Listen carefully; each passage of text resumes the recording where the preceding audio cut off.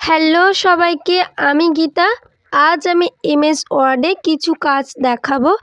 তো এমএস ওয়ার্ডটা ওপেন করার জন্য সার্চ বারে গিয়ে এমএস ওয়ার্ড লিখলেই চলে আসবে।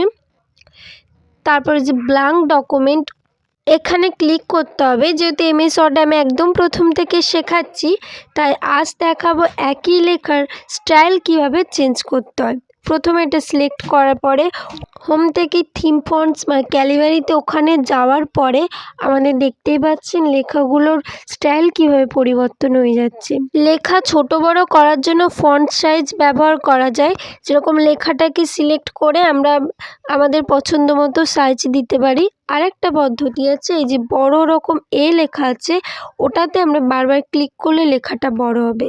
আর যদি ছোট করতে চান তাহলে সিলেক্ট করে ছোট এটা ক্লিক করলে আমাদের কিন্তু ছোট হয়ে যাচ্ছে। এরপরে লেখাকে কিভাবে কালার করতে হয়, এখান থেকে আমরা ফন্ট কালার করব।